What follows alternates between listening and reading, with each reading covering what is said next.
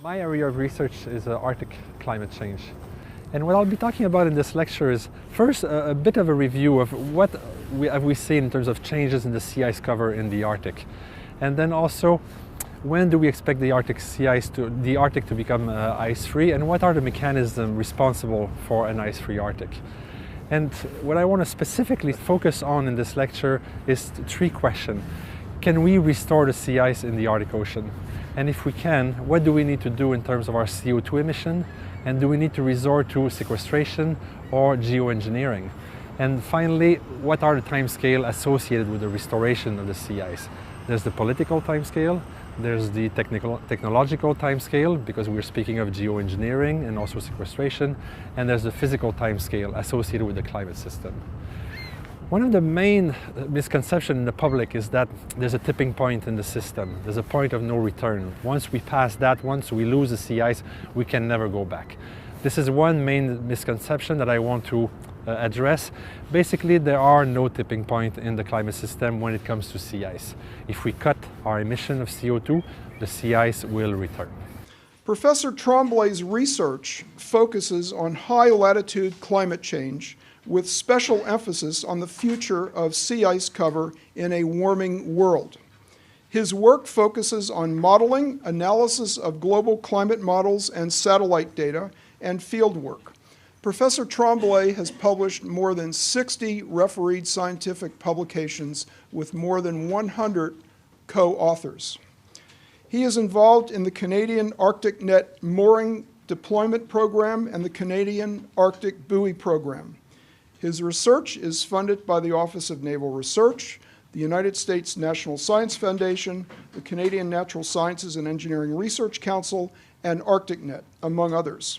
So at this point, it gives me great pleasure to introduce Professor Bruno Tremblay.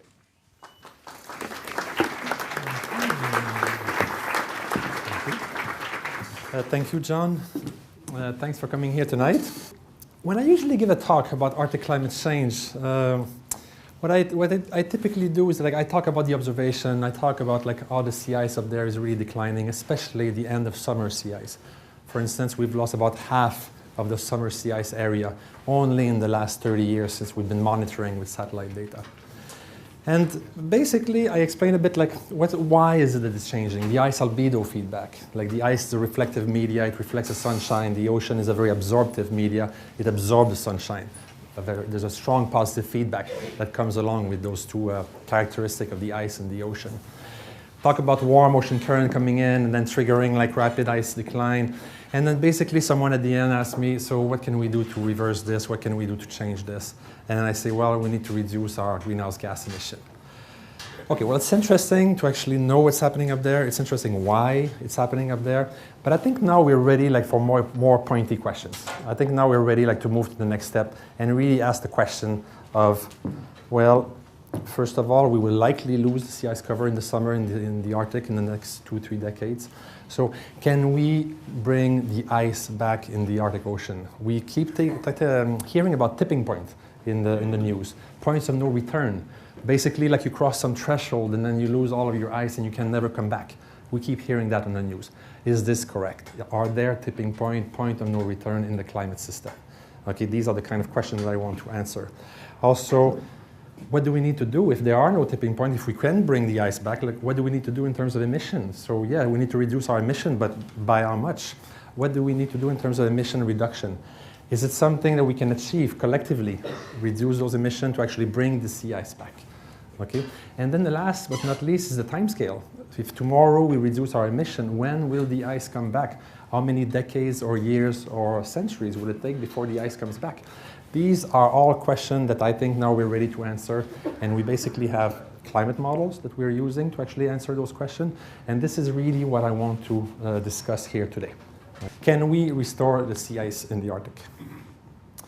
So these are the questions that I just mentioned. Can we restore sea ice in the Arctic, or are there tipping points in the climate system? What do we need to do to restore the sea ice, and what are the timescales associated with this restoration? And I'm going to give you the answer right away. So we're not going to keep wondering, and I don't want to have suspense. I'll tell you exactly what the answer is, And then we're going to spend the next hour like actually focusing on why, how do we come to this conclusion? And we can just like have our brain fully attention to why is this happening. Sorry for the blue here, it doesn't show as well. But yes, we can restore sea ice. There are no tipping point in the Arctic Ocean, in the sea ice cover. You see those kind of behavior where you have like constant forcing, constant CO2, and maybe you have like two equilibrium state. Well, you see that in very simple dynamical system. When you add complexity to your model, basically you lose those kind of behavior. So there are no tipping point. We can restore sea ice. It's all a function of the CO2 concentration in the atmosphere. What do we need to do to restore the sea ice? Well, CO2 emission. We actually need to bring CO2 emission back to a pre-industrial value within 30 to 40 years. This is quite challenging.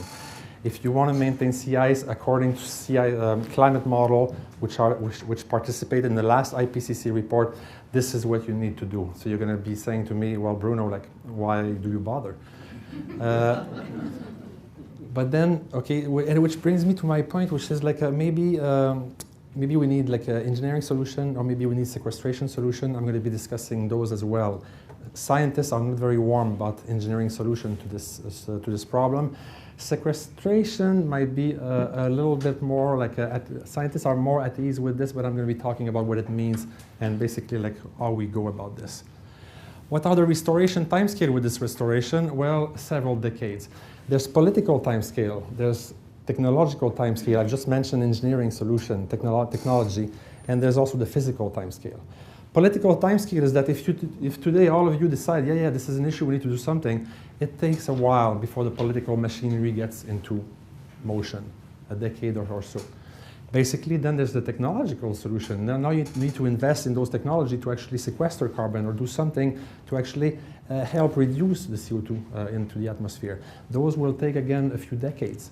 And then the physical time scale, which is, okay, now once you've done all this, how long will it take for the system to react? And those are a couple more time scales.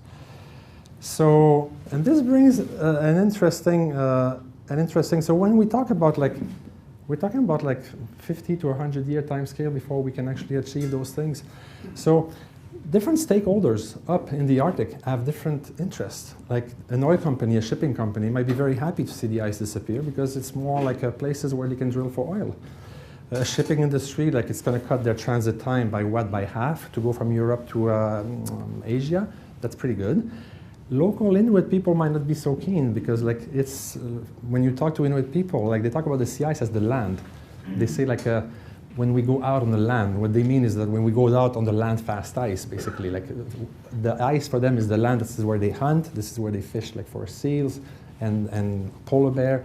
And basically, losing the ice is mean losing their fishing ground, their hunting ground. This is not good. But wait a minute now, like we're talking about maybe 50 to 100 years. So we're talking 3-4 generations of Inuit people who will have seen no ice in the summer, who will have seen the tourism industry like come up, who will have seen like a petroleum industry, mining industry, who will have seen the warmer climate in the summer, an economy that might have been like more active than it is today. Will even the Inuit in 4 generations like want to see the ice return like in 100 years? Maybe even the local people will not want to see that happening. So these are interesting questions that I had not thought about personally before answering to this project, but these are the kind of ethical question that we're talking about here. Okay, so, and maybe like I want to say, you might be wondering like, well, who cares, like the sea ice, like this is just like 100,000 people living up there and then sea ice, polar bear, seals, okay, we're gonna lose those and so what? At our latitude, we're not gonna be affected. Yes, it is true. But basically, like what I'm going to be arguing here, today, is that the Arctic is like the canary in the coal mine. So we're warming the globe. What's happening in the Arctic is happening like several decades earlier than what's going to happen at lower latitude. So basically, at lower latitude, it's going to affect much more people. We're talking about an expansion of the Hadley cell that John talked about in his seminar last time, which means like more drier tropics, which is the location where poorer countries are located, and they have less means to actually manage those kinds of shortage of water. Okay, we're talking about sea level rise that's going to have an impact on lower latitude on a lot of people. So while in the Arctic there are less people, we believe that it's really a test bed, because to solve this problem in the Arctic, you need to bring countries together, mainly the countries that have borders around the Arctic Ocean. So if we can bring those countries together and iron out like the kind of problem that you have in negotiating and finding solution to this kind of problem, we will be better equipped to actually deal with the larger problem. And larger just because it will affect more people, because the people of the North will be very much affected by these changes. But basically, we're talking about now we might be better equipped to actually tackle a problem that's going to happen at lower latitude, okay? And we will have had an experience of working together and trying to find solution, okay? So this is why we organized like a workshop. Like in 2012, I was on sabbatical. I was in Colombia, and then we basically like organized the workshop there. And what we did is we brought together politicians, engineers, scientists to discuss these issues of restoration of sea ice. Politicians, because we need to understand the political timescale. Engineers, because you're going to see later, we will likely need sequestration, hopefully not geoengineering, but we will likely need some solution like this. And basically scientists, because we're talking about climate change and we're talking about restoring the sea ice. Okay, so this is, we brought all of these people together. If we were to redo this thing, and we plan on redoing it, like again with my colleagues like down in New York, I would argue we should bring also historians, and we should maybe bring social psychologists. We need to broaden the field here, because, I mean, we've done our work. Like, I mean, the signal is clear, climate is changing, and yet people are not yet convinced. So it's got nothing to do with the fact, with the observation. It's got to do with something else. It's political, it's ideological. And maybe the question is, why bring social scientists? Why bring maybe like historian? There were in the past like paradigm shift that occurred in the past. And these take time. And what is it that makes those big, large change in opinion happen in a society? So, and it would be nice to hear their perspective, because now I think we're ready for that. Like, I mean, clearly, like, I can repeat like about climate change, about sea ice, about CO2. I mean, I can repeat it all I want. It's not having an impact on people's opinion. We need to actually broaden the field of view, and maybe social psychologists, like what makes people so resistant to changes, and why are people like so reluctant to actually change their value and take action based on evidence that is not 100% sure, but sure enough that you need to do something about it. Okay, so this is my introduction. So there has been large changes in the Arctic in the sea ice cover. Like since the late 70s, this is when we started to monitor the sea ice on a daily basis. We have polar orbiting satellite rotating around the Earth. The Earth is rotating underneath it. And basically, since 1979, those polar orbiting satellites will pass 23 times above the Earth's surface every day. So we have a complete coverage of what's happening in the Arctic day by day by day for the last 30, 40 years. And this is what's happening. Sorry. So on the top left here, 1979, what you see here in purple is the line. It's the mean ice extent at the end of the summer, okay, and the mean taken over the 80s and the 90s, for example. So what you see in white is the actual sea ice extent, and what you see in purple is the mean sea ice extent for those 2 decades. So in 79 here, what you see is that you're slightly above average. In 84, 5 years later, again, you're slightly above average. In 89, you're pretty much very close to the mean. In 94, again, you're a bit above average. And in 99, you're a bit lower in places and more in others. And in 2004, again, nothing much happening, a slight decline. So you can see that for the longest time, all the way from 79 to 2004, there was a decline, but it was a pretty mild, small decline. And then 2005, 2007, and 2012 hit. 2007 is on the lower left. And 2012 here is on the lower right. Basically, in 2012, we had half of the sea ice extent at the end of the summer compared to the long-term mean in the 80s and the 90s. We had lost half of the surface extent covered by sea ice. And if we were to show data about the volume, we had lost 75% of the sea ice volume. Area is very misleading. You can have a thin ice cover like this covering the entire Arctic. The sun wakes up one morning, melts this in one day because it's very thin. The thickness of the ice is really what counts, but we have less data about this. But we have reason to believe that the sea ice volume decline is even larger, of the order of 75%. Okay, so this is the kind of system that we're dealing with now. And large changes occur, like in the 2007.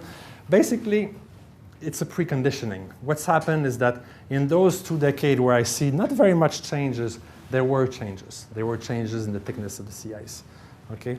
And basically what you do is you thin the ice, you thin the ice, you thin the ice, and then there's a warmer year. There's natural variability in the system.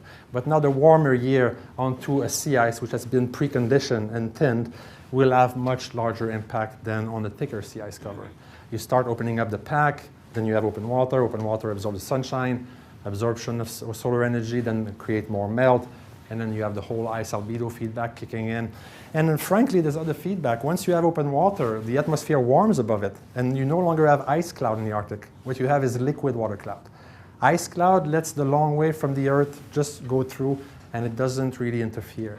Liquid water cloud has a huge greenhouse effect. You might have experienced that going camping in the fall when you have a clear blue sky during the day. The nights are extremely cold because the Earth is cooling off. Nothing is preventing this from happening. But if it's a nice cloudy day, well, the Earth is trying to cool off, and those liquid water cloud absorbs the long wave, re-emits it down, keeps the surface warm. So ice albedo feedback is a big feedback, but also the cloud phase change is also a big feedback explaining the kind of change we're seeing up there. So this is the background. And this gives you an idea of what the sea ice extent change. This is basically the minimum sea ice extent in September, okay, from the 1979, which is at the beginning of the satellite era. And you can see here, if I drew a line in the first part of this record, there's a very, very, very gentle decline. But you can see starting in 2005, 2007, 2012, the decline has really, really accelerated. And now we're entering a phase of like rapid decline, the very same rapid decline that our model was predicting to happen in one of the articles that some of you have read. Okay? So this is basically the data, satellite data. For the future, though, we want to talk about restoration strategy. So we want to talk about the future. We will use model. Okay? And basically, this is the exact same image, sea ice extent and time on the bottom axis. And this one will go from, this is around 1980 all the way to 2100. This is one of the model, one of the GCM that we're using to study those kind of questions. If I had put all of the GCM, all of the possible ensemble member, basically it would be a very cluttery picture, but they will show like a very similar image. What we see here is from the community Earth system model, which is developed in Boulder, Colorado. Yes. Okay, so basically in blue, what you see is the different ensemble member. When we run those models, we don't just run one simulation, we run many simulations, because if you change the initial condition by 0.000001 degree somewhere in Africa, in 100 years, in a few weeks, and then in 100 years, you're going to have a different simulation. And these different simulation is all of those green lines there, and basically it gives you an idea of the natural variability in the system. And then when you look at the mean, what this gives you is basically the forced variability, because this is common to all. And what do I mean by forced? Well, it's the one that's forced by CO2, basically. You put greenhouse gas in the atmosphere, more long wave down, and this is the forced response. So by looking at this image, we have an idea of the forced response in black, and the cloudiness of the blue lines around the black line is basically an idea of the natural variability in the system. And you can see that the natural variability is quite important. Like in some simulation, you lose the sea ice in 2 decades, and in some other simulation, you lose them in 4 decades. There's about a 30-year window by which we cannot be more precise. I can tell you we're going to lose the sea ice within 30 years, starting in 2030 all the way up to 2050, 2060. This is as good as I'll ever get. I cannot go any more than this because the rest, the uncertainty is natural variability. We cannot predict natural variability. This is a chaotic system. This is like predicting weather in 5 days. We cannot do it. Okay? In red there is the satellite observation. So you can see, I wish I had taken my line and I had made a note for myself there, taken the line. Sorry about that. But I wanted to make my line a tiny little bit thicker, and this is the observation that I showed from the satellite in the previous image. And you can see that some of the ensemble member, okay, reproduce the observed decline, okay, and basically some of them are a little more sluggish. Is that bad? Is this good? Well, we don't know because we're on a path. It's only one realization. The reality here is only one realization. Are we around the mean? Are we like a realization that's kind of an extreme pessimistic, an extreme optimistic? We don't know. Okay, we have to live with this uncertainty. We don't really know this realization that we're going through altogether. If we were to go back 100 years and change a tiny little bit, like one temperature somewhere, we would have a different realization. Would it be less extreme than the one we're experiencing now? Would it be more extreme? We don't know. Okay? But the bottom line is that this red line is within the envelope of the blue line, and it gives us confidence to use those models to actually make projection into the future.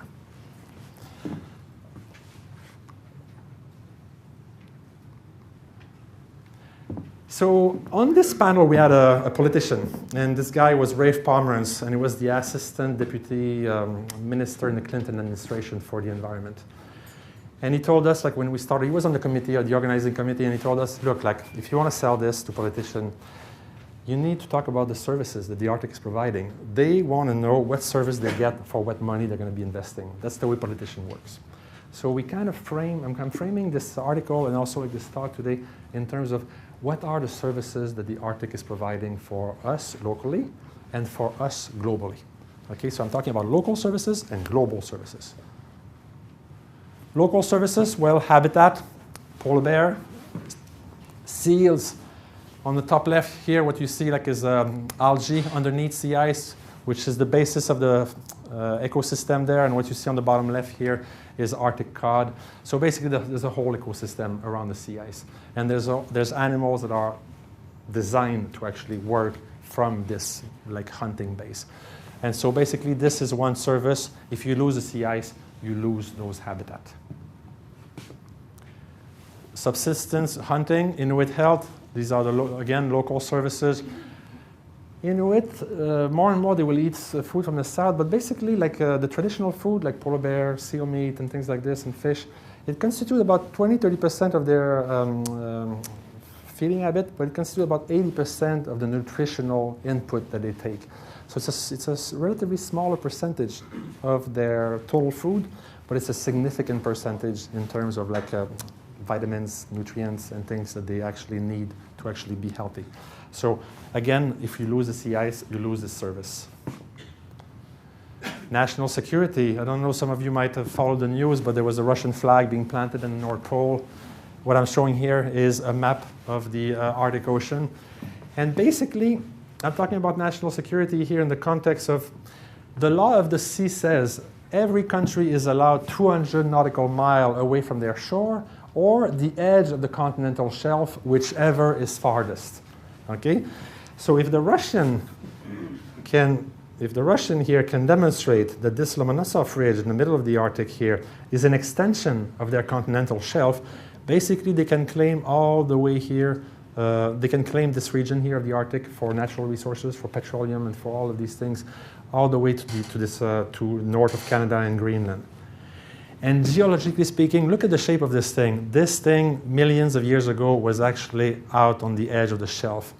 And then there was a spreading ridge underneath. And basically, like the plate started to move apart. And this spreading ridge, you actually see it here, and I'm showing it on the next. This is the Gackle Ridge. This is the extension of the Mid-Atlantic Ridge, which goes all the way into the Arctic Ocean. This is giving you like new crust. And it's pushing the Lomonosov Ridge away from the Eurasian coastline, but nevertheless, the Lomonosov Ridge was part of the Eurasian coastline. And the Russian assertion that this is an extension of our continental shelf is correct. The Danes are trying to say, no, this is an extension of our shelf here. And the Canadians are saying the same thing. They both know that they have no chance. They just do it to stall the project, to stall the prospect of like the Russian actually acquiring this. But the Canada and Denmark, this is not going to happen. We're not going to have this kind of land here. But maybe even the Russian would have a difficulty getting it, simply because right here at the edge there, there's a little rift, and basically the connection with the continental shelf is not like entirely clear. And they need to show basically like there's a connection between the two. And this is where we are now, like when they submitted their latest proposal to the law of the sea, this is the kind of science that they need to provide to actually convince people that they are allowed to extract the resources along the Lomonosov Ridge. So in a sense, it's kind of childish, but at the same time, it did something good, is that it forced Canada, Denmark, US to actually map their coastline and do research work there, because doing that could extend their shelf and could actually give them access to more natural resources. So a lot of science has taken place in the Arctic just as a result of being able to grab a bit more of the land. And this is basically this is what the Russians are claiming here. This is the line here is the 200-mile limit, and now they want to extend all the way up here, and this is the new region that they want to acquire as part of their continental shelf. So global services now. Well, global services, the sea ice is like a mirror. It reflects the sunshine, keeps the planet cool. Without the sea ice, we'd be half a degree warmer, potentially. So it's a good thing, especially in the prospect of global warming. Basically, sea ice, if you lose it, you're going to have a half degree more temperature to deal with. And we're talking about, I don't know if you followed like the Danish Copenhagen summit. People are talking about a target of 2 degrees Celsius, 350 part per million of CO2 in the atmosphere. Well, basically, half a degree is not insignificant compared to the 2-degree target. Here, the ocean circulation, you may have all heard like the global thermohaline circulation. This is basically like water from like the Gulf Stream off of the coast of the States, like breaking off at Cape Hatteras, moving towards Europe. And then as it goes northward, it gets colder and colder and colder, and cold water is heavier. And it comes in the Greenland Sea, so heavy it sinks at depth. And it comes at depth, and then there's a global thermohaline circulation like this. This brings heat to the north, keeps Europe warm. If you start melting the sea ice up there, well, you're bringing fresh water up there. And fresh water is very light because it's not salty. And so basically, while the water are very cold, when they go north, they get heavier, but when you mix them with fresh water, they become very light. It's like oil sitting on top of water. You cut the convection, you cut the global thermohaline circulation, and basically you can actually have a potential impact on European climate. So melting sea ice, 3 meters of ice over 10 million square kilometers over the next 30 years, that's not going to do it. But melting Greenland, which is just south, because if you melt the Arctic, you're warming up this region, and Greenland, which is just next door, will experience warmer weather. And basically you will increase melting over Greenland. And Greenland is land ice. It's ice that sits on rock. When you melt, the fresh water goes into the ocean. It constitutes sea level rise, and it also can stop convection. So if you were to melt Greenland in 800 years, the entire Greenland, you could stop the thermohaline circulation. It could have an impact on climate in Europe. But our climate model, as of now, do not have dynamics of ice sheet like Greenland, so we're not projecting that far into the future. Another service of the Arctic, release of stored carbon. If the Arctic is warming up, the permafrost on the land, you see here a map of the permafrost on the top right. This is everywhere you see blue, this is where we have permafrost, permanent or like a not broken permafrost. If you warm up the Arctic, you warm up this region, you warm up the land. If you warm up the land, you melt the permafrost. Okay? There's a lot of stored carbon in the permafrost. There's a lot of like organic material, and that will be released to the atmosphere. It's going to be a new source of CO2. It's very hard to quantify. Maybe like someone here will be talking about release of carbon from land, but this is another service that the ice is providing for us. It keeps the Arctic cooled, it keeps the permafrost cold, it keeps the carbon in the organic matter locked in ice in the soil. Another service. Extreme weather, I think John spoke about this.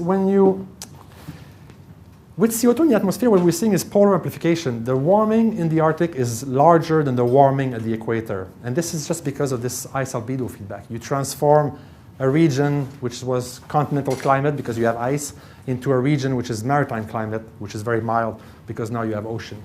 So you reduce the temperature gradient between the equator and the pole. And this temperature gradient is basically the speed at which weather pattern at our latitude travels from west to east is basically a function of this temperature gradient. And when you reduce the temperature gradient, those weather pattern migrates from west to east more slowly.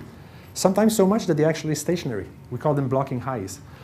And then what you have is like a rainy day that just lasts forever, or a dry day that lasts forever. It leads to extreme weather. This is one mechanism by which you can have extreme weather. So basically, warming of the Arctic is actually one potential cause for extreme weather, simply because of those blocking patterns. And I'm giving 2 examples there. Sea level rise, this is another service. Well, the Arctic sea ice sits in the ocean. This is like you, when you take a drink and you have an ice cube in your drink. When your ice cube melts, your drink doesn't start, the level of water in your drink is not rising, because your ice cube is already displacing a certain volume and it just fills that little volume. So you lose sea ice, you're not changing the sea level rise. But you're warming up the Arctic, and just south of there is Greenland. And Greenland is land ice, and you increase melt over Greenland, and then indirectly you affect sea level rise. Okay?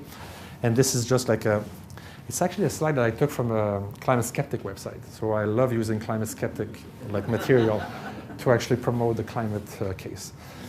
But anyway, this is basically like images of where the sea level will be in 2050, 2030. And it's just not like the sea level is rising and then you're going to be flooded. It's more complex than this. When the sea level is rising, the probability of you being flooded increases because what if you have high tides? What if you have a storm during high tides on a sea level which is higher? Then you're more likely to be flooded. So it's not like one day you're going to be fine and the next day you're going to be underwater. It's more that the probability of being flooded as time moves on will increase. Okay, and you've seen that, like Sandy in New York. I mean, there was a blocking high at that time. Like this storm just stayed out there. It wouldn't have been that big of a deal if it just kept going towards Europe. But it stayed there. It stayed there. The wind blew the water against the coastline. The sea level was rising, just mechanical pushing. You just blow on the water against the coastline, and with consistent wind, because there was a blocking pattern at that time. And basically, like you had a flooding, and there was also like a storm, like just a month ago, I think, like again in the New Jersey shore, and again there was large flooding. You will see that happening more and more often. Like in New York now, like I had friends which lives like just in Brooklyn, like and their area was reclassified for insurance purposes. So now they're considered a region of high risk. So their insurance premium have gone up. So after this Sandy storm, they had to rebuild. Not only they had to rebuild, but they had to rebuild on stilt, and their insurance premium has gone up. So basically, we're talking about real impact on real people here. And this is just like the beginning. We're going to see that more and more and more. And it's not just that, it's also pollution sometimes of salinization of like groundwater. When the sea level is rising, basically the gradient between your fresh groundwater and the ocean changes direction. It's the salty ocean that actually migrates into your aquifer. Now you have to build like desalinization plant before you can drink your water. So we're going to see that happening in Florida. We're already starting to see that happening in Long Island, but to be fair, they've been overusing their groundwater in Long Island. So they've been lowering, and then the gradient is going the other way. But as the sea level is rising, this is just going to happen more often. Interest in the blue Arctic? Well, resources extraction, like oil. Some companies have already bought the rights to actually explore, like in the Beaufort Sea of the Arctic, north of Alaska and Yukon. Shipping. I said before, like to go from Europe all the way to Asia, like you cut half of your distance if the sea ice in the Arctic is actually retreating. So this is quite a bit like of saving in terms of petroleum that you need to use for propelling those ships. What people are talking about now is when you talk to the shipping company, they're talking about having a base here on Svalbard and another base here on an island there in the North Pacific. And people would just come with their cargo, and then they would just go like straight towards North Pole with ice-reinforced vessel, and then carry the load, and then dump it onto another normal vessel on the other side. The reason why they don't want to go here, where the ice is much more open, is because when you go in Russian water, you basically need to have an escort, even if there's no ice, even if there's no potential for like accident. You need a Russian icebreaker, and a Russian icebreaker is $100,000 a day operation cost. So basically, like you're cutting your costs a lot if you don't go into Russian water, except that if Russia win their claim with a lot of amounts of ridge, even going straight through North Pole in the middle of the Arctic, you would have to go through Russian water. It'd be really interesting to see like how this will play out. Fishing, well, less ice, then you're actually, your fishing ground is larger, so you have more places where you can go fishing. So this is like one of the interests in the blue Arctic. And tourism, this is a little extreme. Like nobody sunbathe up there. Although I've seen someone like swimming in these water like once. But just to give you an example, I was giving a talk to the Alumni Association of Canada, and we were like in the Northwest Passage, and we stopped in Beechy Island when the Franklin lost his first man. And this is kind of a touristic site up there. And when we arrived, there was one ship waiting to actually disembark, and there was one ship that was there already that was about to depart. 3 ships at one touristic site. Basically, like we were, it was like a, you know, it was traffic jam, like at this local location.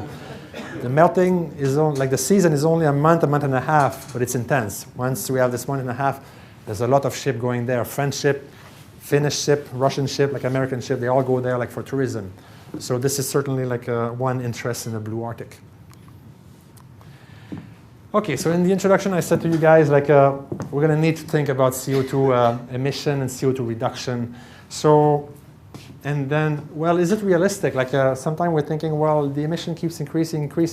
Can we reasonably think that we can reduce our emission? Well, we can. This is the global, this is the total CO2 emission by country, and this is China here. And it just surpassed the US here in 2006. This is the US. You see here we're reducing the emission, but nothing to do with a will to actually reduce your emission. That's to do with 2008 economic crash. So basically the economy went down. The Russian here have been on a steady decline since 1989, but that's nothing to do with a will to reduce your emission. It's the breakdown of the Berlin Wall. But look at my next slide here. This is Sweden.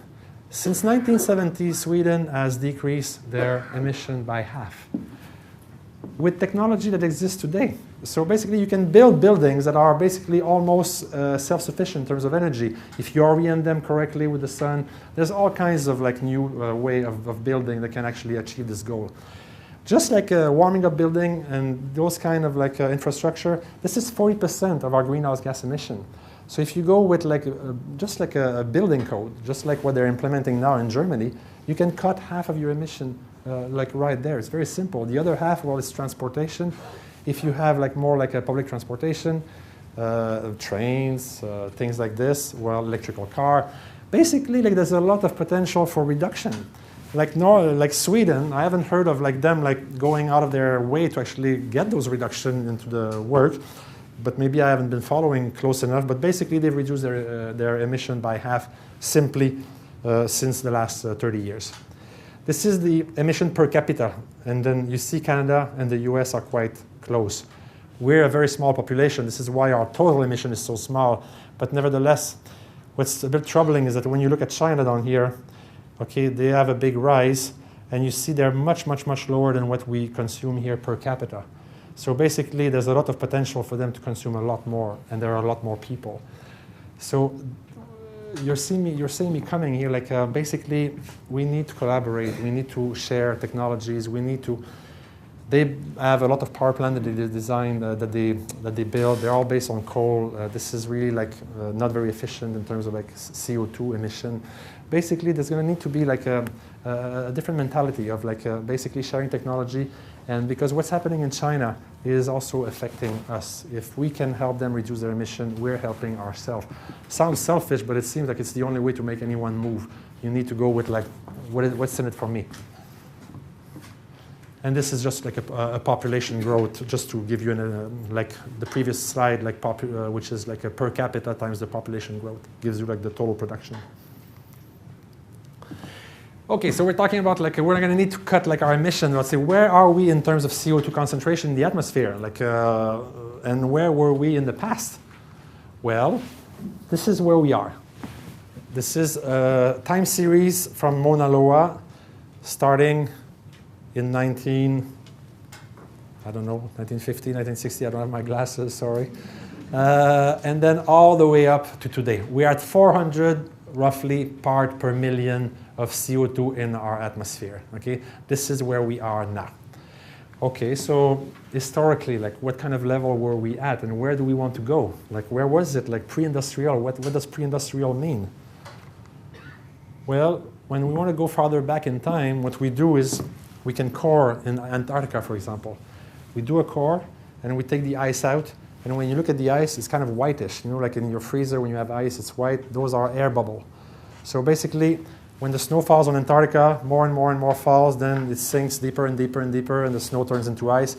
And the air at that time, when it formed, is trapped in those bubbles. So basically, you take slices of your ice core all the way to the bottom, and you can go back 800,000 years. Okay? This is how old the ice is at the base of Antarctica. and you cut slices, you look at the bubble, you vent those bubbles, and like you actually look at the CO2 concentration in those bubbles. And you know exactly how much CO2 there were in our planet for 800,000 years. This is not bad. And what do we see? Well, this one is Vostok. Dome C is 800,000 years. Vostok is only 400,000 years. But basically, what you see here is the CO2 concentration from today. And then this is like the pre-industrial, around 280 part per million. This like sharp line, sharp vertical line, is basically like the sharp increase that we've been seeing since the pre-industrial all the way to today, from 280 all the way to around 400 now. Okay, and before it was going from 280 to 200 to 280 to 200 with the glacial cycle. These are like interglacials. These are glacial time. And basically, it's clockwork. For the last million or two, we've been going clockwork. 80,000 years of cold climate, glacial climate, 20,000 years of interglacials. So basically, an interglacial normal CO2 level is 280. Sorry. We can go even farther back in time. Look at this now. Like we're 0 here, and we're 20 million years before present here on the left side of my graph. 20 million years. This is like the 400,000 years of Vostok that is all squished to the right, because this is the first 400,000 years of my time series. And the red here is the last 100 or 150 years that we've been measuring. If we go back to 20 million years, and how do we do this? Well, now we cannot go in ice core anymore because the ice is never as old as this. We look at boron isotope and alkanon, basically carbon isotope and boron isotope in the shell of little organism that lives, fall at the bottom of the ocean. You do a core at the bottom of the ocean, and it turns out that those isotopic ratio from carbon-13 to carbon-12 to carbon-14, from boron-10 to 11 to 12, those ratio change with acidity of the ocean. Acidity of the ocean is a function of the CO2 in the atmosphere. We can backtrack CO2 because of those alkanon and those carbon isotopic measurements. And when you go like as far back as 20 million years, you're still not at 400 like today. And then when you go back 60 million years, well, now here you are. Now you're entering the time of the Cretaceous. This is 60 million years ago when you had dinosaur, when the Arctic Ocean was basically very luscious, sequoia tree on Ellesmere Island, alligator remains like on Ellesmere Island, 20 degrees C, like in the mean climate, like in the Arctic. The Arctic was not that far, not much different location than it is today. So basically, like it was a very luscious climate in the Arctic, like 60 million years ago. And the CO2, we believe, was many, many, many thousands part per million. Now we're at 400, okay? And basically, you need to go 20 million years or more to actually see those kind of CO2 level. So people tell me, well, okay, we've been there, like even worse, like we've been at 2,000 like part per million, like a few million years ago. What's your problem? Well, my problem is that we've done this journey in 60 million years. Now we're doing the journey back in 300 years. If you're an organism and you want to adapt to those kind of changes, good luck, because 60 million years, you had plenty of time, you know, to adapt. 300 years, it's all more difficult. This is a picture from an artist of what the Arctic could have looked like Ellesmere Island, what it could have looked like 60 million years ago. We can go even further back in time. I don't want to dwell on this, but basically you can look at fossilized leaves in rocks, and you can count the density of stomata on the leaf. And when you are in a CO2-rich atmosphere, you need very little stomata to actually suck it up and then live. When you have in a very CO2-deprived atmosphere, you need a lot of stomata. And from the density of stomata on fossilized leaf, you can actually go even further back in time and tell what the CO2 level must have been even past like the 400 million years that I've shown you. And this is just one example, but I don't want to go and dwell on this thing. Okay, so it gives you now like a context of like where we are and where we want to go. Okay, so 350 ppm, the magic number, 202 degrees C, like where are those numbers coming from? Like there's not one day in the news during the convention, like in Denmark, in Copenhagen, where you didn't hear those words. Well, why? Why 350? Why 2 degrees Celsius? Like what's so magic about this, and why do we think that we can live with this? Well, what we do is, this is an ocean core. And what we find from this ocean core is, again, like delta O18. It's like a oxygen 16, 17, 18 ratio of those isotopes gives you a measure of the temperature at the time. So we take core in the ocean, we go back in time, and we measure what the temperature must have been during those times. We're going here, okay, from today on the far right, okay, all the way to the left, which is, well, this is many interglacial cycles, so it's about 500,000 years, okay, about 500, 600 1,000 years. Okay, so in the past, there were other interglacials. We are now in an interglacial, but 120,000 years ago, we were in an interglacial. That one, you see, it's the first one that you see here, okay, was a little warmer than the one today. The one before was actually a little colder. The one before was a little colder, and then 4 before was actually much warmer. So we have experience. We've seen interglacial, and some of them, just by chance, just because of solar forcing, were warmer than the one of today. So, and when we look at sea level rise, like paleo sea level rise, we have other proxy for that. In here, we lost about 6, 7 meters. We don't want to deal with this. But in here, we had about 1 meter, 1.5 meters of sea level rise, a 2 degrees C warming, and basically, this is where the 350 and the 2 degrees C comes to us, is that in the past, we have had interglacial that were 2 degrees C warmer. The southern tip of Greenland did melt, the sea level did rise, but it rose in such a way that we feel we can manage it. And so these are where those targets come from. 350, 2 degrees C. It's from just looking at past climate change from ocean cores. Okay, and this is now like basically my talk, which is about the sea ice. So now I'm back to the GCM. We're looking at global climate model, and we're going to look at what will be the sea ice in the future, depending on the emission of CO2 scenario. Okay, so here I'm showing you many different scenarios.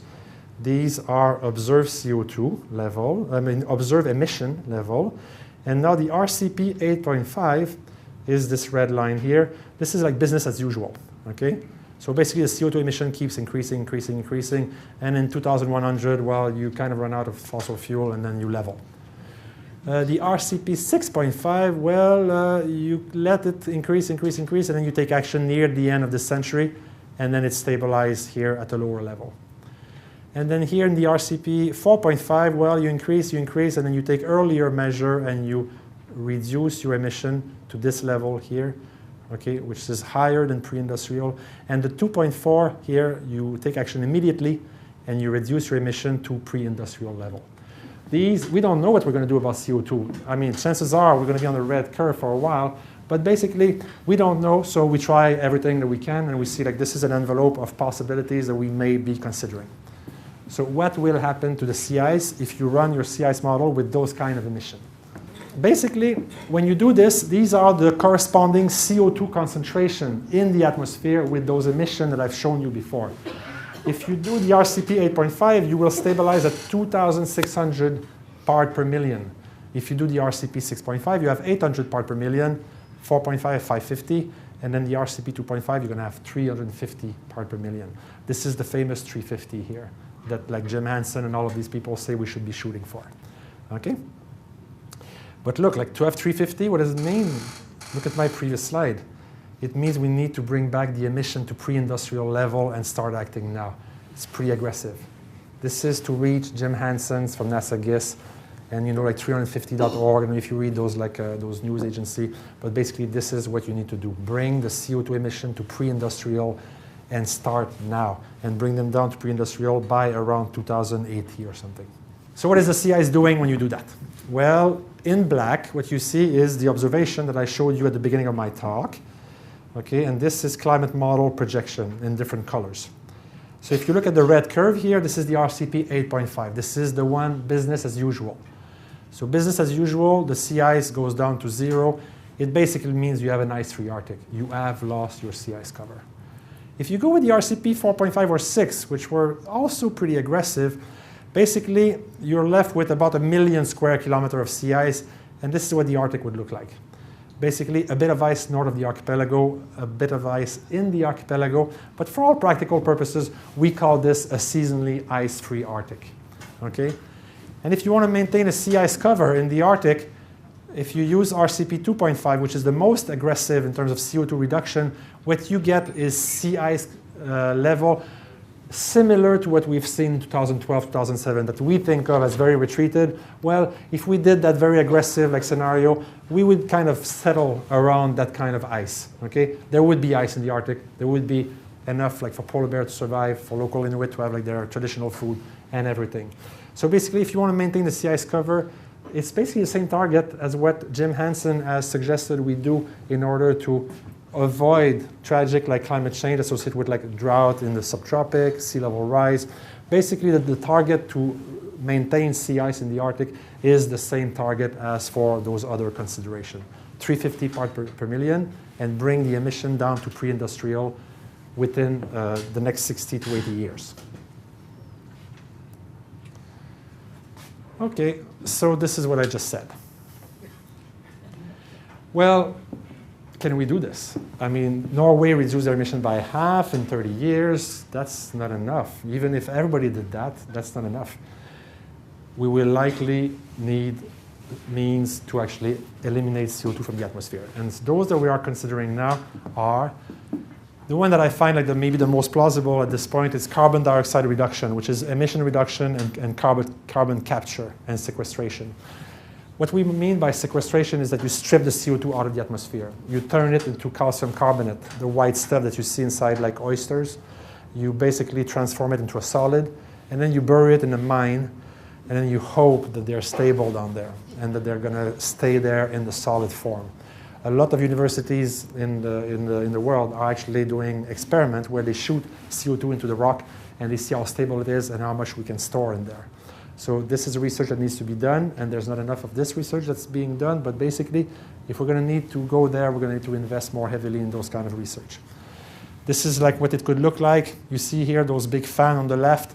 Well, these are big fans that suck the air up, strip the CO2, and form calcium carbonate. And then you would dump this into an old mine and hope for the best. You would have to power this not with fossil fuel, but with wind power, which is what I'm showing on the right. And basically what you have is a mechanism by which you can reduce CO2. We're not talking about continuing to consume business as usual. We're talking about we do everything we can to bring our, to use alternative energy source, to use better buildings, better insulation, less CO2 emission. And then even when you do all this, there will be a need for a little kick in the system, and you might want to use those technology just to help you out, and then after you do without, and then you ride the wave, and then you can get out of this. This is kind of where we are located now in terms of our thinking. Other strategies, which I disagree with personally, is the solar radiation management, which is geoengineering. Some people have talked about more reflective crop, so basically use Boston lettuce instead of kale, because it's lighter green, so it reflects more sunshine. I don't know how much it's going to help us. We're talking about reflecting roof here, white roof to reflect solar radiation from buildings. Montreal has already adopted a law like this. And if you build now a new roof on top of your house, you will need to use a white roof or white little rock onto your roof. So that's one mechanism by which, but I mean, there's only so much surface area that houses occupies on Earth. It's a small thing. People are talking about sending satellite up there with mirror, huge mirror, and then you can deploy the mirror and change their angle and then reflect solar radiation and monitor our climate. But some people have seen that similar to what happens when you have a volcanic eruption. You basically have sulfate aerosol all the way to the stratosphere. They form cirrus cloud. They make the planet more reflective. Yes, and then they cool the planet. Okay, that's good, but apparently there were some studies that were done, and it also have an impact on the hydrological cycle. In some region, you could cause drought or then flooding or something. It's a very complex system. We don't fully understand it. To start to mess up with those kind of systems, I personally think is not the avenue that we want to pursue. So these are basically or you could seed cloud in the stratosphere, just like volcanic eruption does. You can actually inject sulfate aerosol in the stratosphere and artificially create those clouds that volcanic eruption creates. And I will end with this. Going into the future, new governance, maintain the Arctic for global health. Arctic as a test bed, this is my first argument. Similar issues will arise later at lower latitude. There will be water conflict between the north and the south because we think of the tropics becoming drier. Our latitude will become wetter. There will be conflict for water between the north and the south. Sea level, population relocation, you can imagine, like I think in Bangladesh there's 1 million people like living within 1 meter of the sea. 1 million people to relocate. What do you do with those people? Huge border problem, huge relocation. And not just in those countries, but like, I mean, even the US with Florida, if you wait long enough, even in New York, you're gonna have to have like lots of infrastructure to actually compensate for these kind of like measures. So basically we say, well, let's take the Arctic as a test bed. Let's try to see if we can work together and solve this issue, and then learn to work together, can apply these means of working together to a more serious problem, which is what's going to happen at lower latitude if we keep like producing CO2 like what we're doing now. And this is what I wanted to say to you today.